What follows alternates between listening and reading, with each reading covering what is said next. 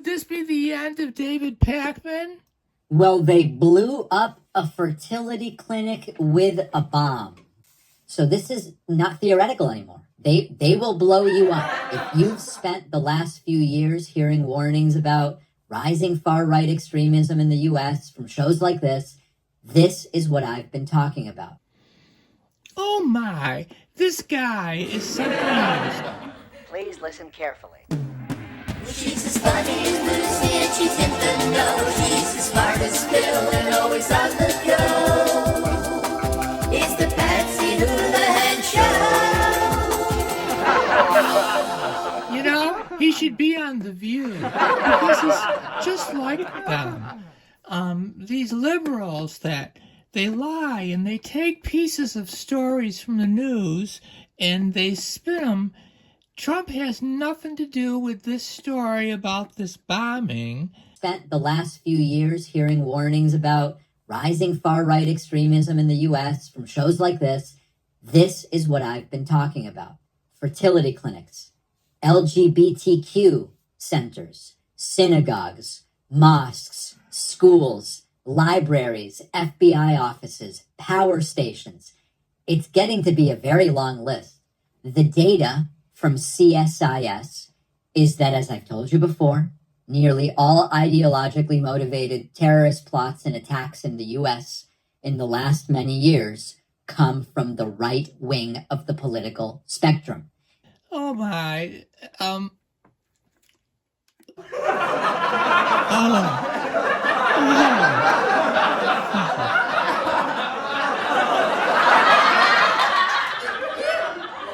So a far-left terrorist blew up a fertility clinic in California a few days ago. This event is not an aberration. The left is anti-human all the way up to the highest levels of the movement. Therefore, it's only a matter of time until one of these nihilists decides to take matters into his own hands and commit an act of terrorism. And on Saturday morning, that's exactly what happened.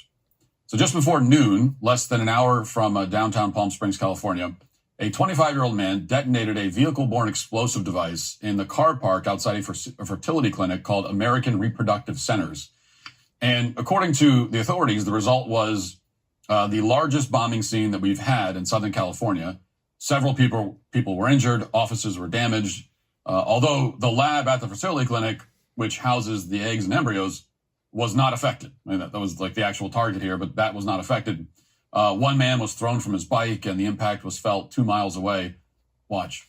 This is the man responsible for perhaps the largest bombing in Southern California history. A car bomb, the FBI says, was meant for a fertility clinic that sent debris flying for blocks, injuring several people and killing the suspect. But we're learning that this 25-year-old has twisted views about life and the passion for death. And his dad reportedly claims the bomber burned down the family home when he was 9 years old. So we have a lot to unpack. We're on the case presented by Law and Crime. I'm Chris Stewart. So this is not really about one deranged person. We've talked about the radicalization pipeline. It includes right-wing media. It includes social media echo chambers. It includes politicians who kind of wink and nod at violence. They talk about vermin. They talk about purges. They talk about taking matters into their own hands and Second Amendment solutions. And then stuff like this happens at a fertility clinic in California, which gets bombed. you know, back when I got a little political, I thought, I was watching a lot of conservative podcasts, mostly young black conservative podcasts. And I thought for a little balance, I'd watch some liberal stuff. So I subscribed to David Pakman to get a little bit of balance in the things that I was learning. But I'll tell you, he spins things in such a twisted way. And I looked at this last video about the bombing, and even the people that watch the video who usually lap up everything he says like a hungry dog, they were even saying, David, what are you doing? This has nothing to do with the right or conservatives or Trump. Could this be the end of David Pakman? I don't know, but it sure is really a bad precedent. And if you think it stops at clinics, it's not going to. Because if you can blow up a fertility center and have parts of the media shrug, this didn't get that much attention, what won't some people feel entitled to do? They don't want you to start a family your way. They don't want IVF. They don't want reproductive freedom. They don't want bodily autonomy. They want control. They want to make the decisions. And they're proving to us that they're willing to use violence to get that to be the way others operate. The project had nihilistic ideations, and this was a targeted attack against the IDF facility. Make no mistake, we are treating this, as I said yesterday, as an intentional act of terrorism. By definition, nihilistic means rejecting all religious and moral principles in the belief that life is meaningless. Plain and simple. This is not someone who valued human life at all, according to the FBI, and they wanted to take out a place that tries to bring life into this world in an IVF facility. And so the next time someone says, oh, this stuff would never happen, David, you're being hyperbolic.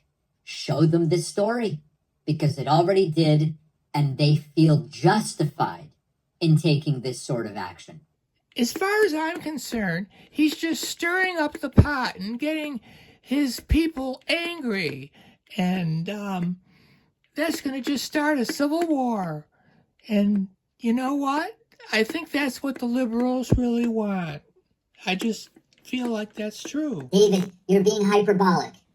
Well, in conclusion, I just want to say that no matter what you watch, whether it's a conservative podcast or a liberal, go and do your own checking on the subject, because maybe it's a little bit slanted in the way the person wants you to think. Sometimes it's just not true. Sometimes I want to make a story that makes fun of liberals, and I want to use something that I saw, but there's really nothing there. So I just drop it, because if there ain't nothing there, you don't make it if it ain't. Right? Right.